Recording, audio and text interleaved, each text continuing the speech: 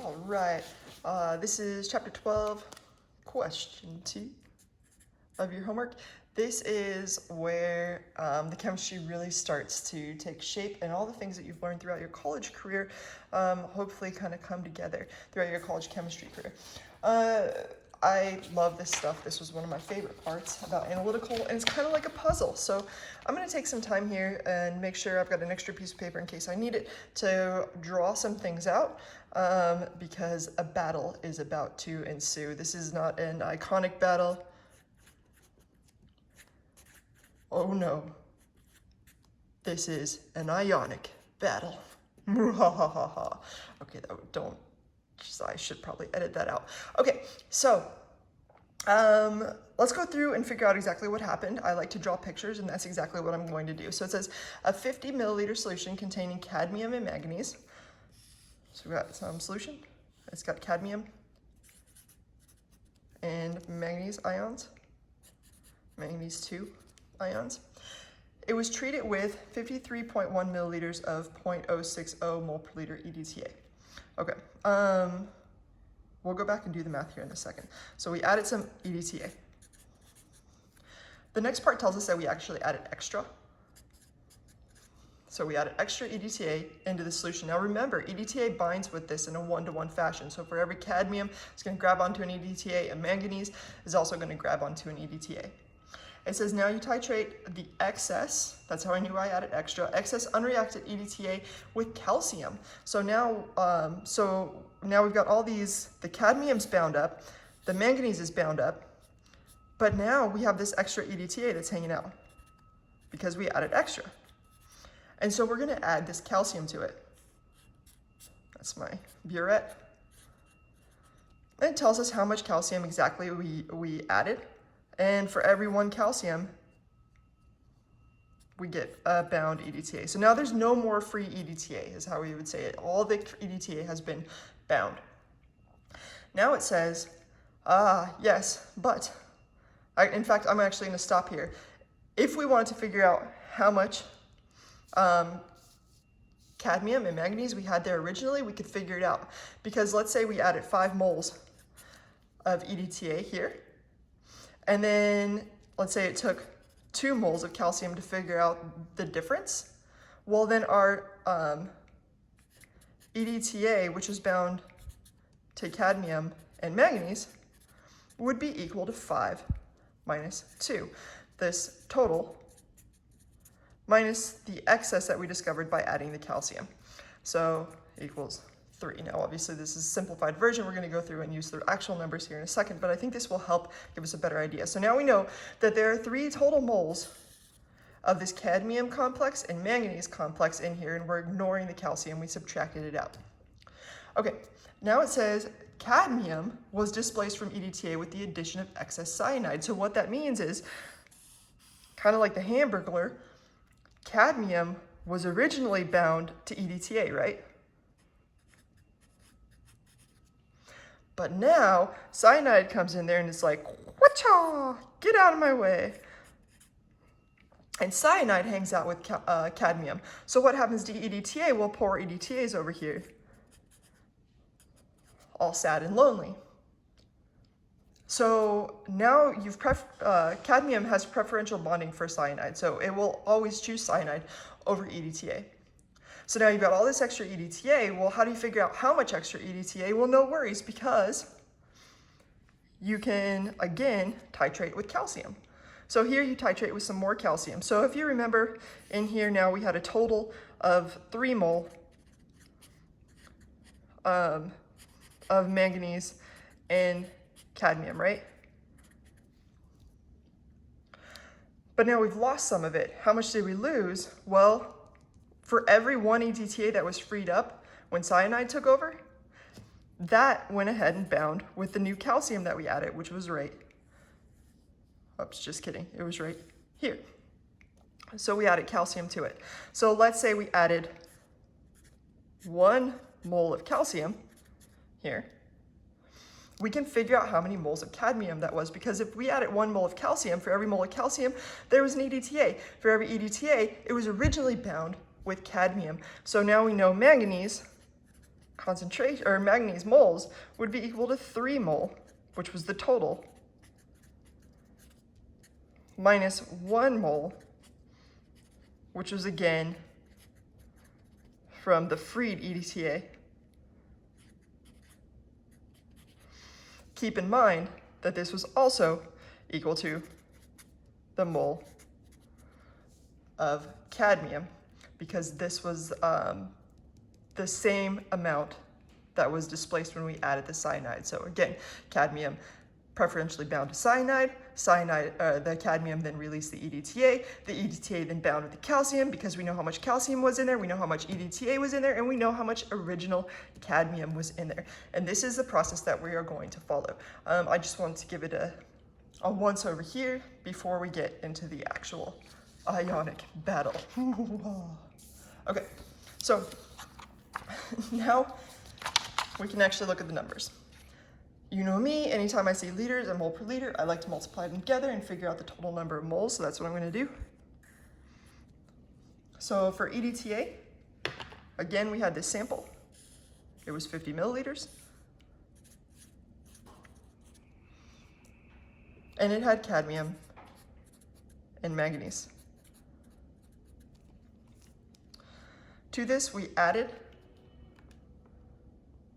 53 milliliters, which I will go ahead and put that into moles, 0.0531 times 0.06, and I get an answer of 0.003186 mole of EDTA. So we added 0.003186 mole of EDTA. Now remember, this was excess, right? We added more than we needed to.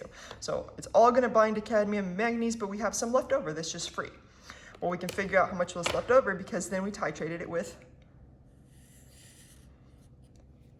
this 18 milliliters of 0.0250 calcium. So let's go ahead and take 0.0183 times 0.0250.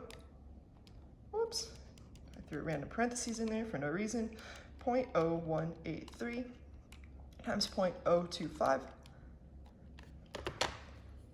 So this gives me an answer of 0.004757 mole of calcium, which is also equal to the excess. Oftentimes you'll write excess as XS EDTA. So now we can figure out the total moles of cadmium and manganese, because just like we did in the previous example, if you want to, you can rewind, where we took 5 minus 3, we know we had this much total EDTA, and then we used up this much as excess. So 0.003186 minus 0.00475. That doesn't look right. It's not, it's 4575. Minus 0.00457. 3 zeros. Okay. So that minus that gives me an answer of 0.002729 mole of the total manganese and cadmium ions. All right, cool. Now, if you remember, the next thing we did is you add a bunch of cyanide and you displace the EDTA that had been bound with the cadmium. So you're like, EDTA, you gotta go away. I'm gonna bind to cyanide. And now we have all this extra EDTA that's just floating around. Well, if you can figure out how much extra EDTA there was, you can figure out how much cadmium there was originally there. And we can, because we add calcium, and we know exactly how much calcium we added in order to get this. So we're gonna go ahead and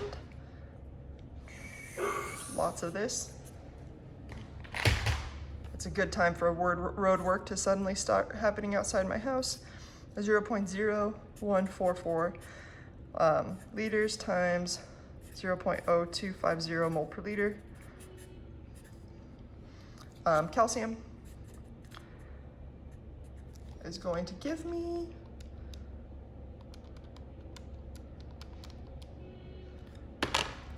0.000360 mole of calcium.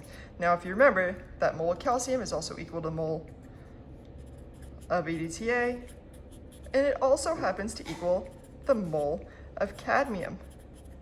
So we already know 0.000360. We already know the total moles of cadmium that are in there. Well, now we can figure out the mole of manganese, because that's going to be the total mole where we had manganese and cadmium. And then we can subtract this 0.00360 mole of cadmium, where this, again, we discovered up here, is the cadmium. So if you take the manganese and cadmium and you subtract off cadmium, then you figure out the number of moles of manganese. Now, if you remember, the total of cadmium and manganese was up here. It's 0.00279.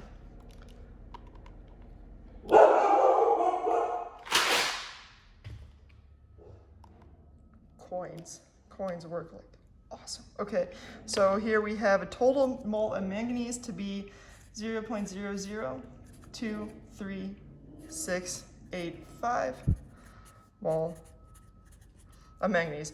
We know our mole of cadmium. We know our moles of manganese now, and we can figure out the total concentration here. For manganese, we take 0.0023685 mole of manganese and just divide it by the liters, 0.0500 liters.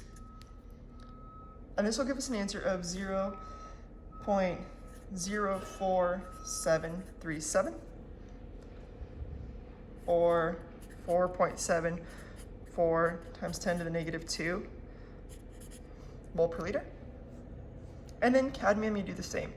We already knew the cadmium was 0.000360 mole of cadmium divided by the same, if they're both in the same container, of 50 milliliters. And this gives me an answer of 0.00720 molar. This was cadmium, and this one's manganese. And you hopefully love this puzzle as much as I do. And if you don't, then go back and do it again and again and again until you completely understand it, and then you'll love it too. I guarantee it. Bye.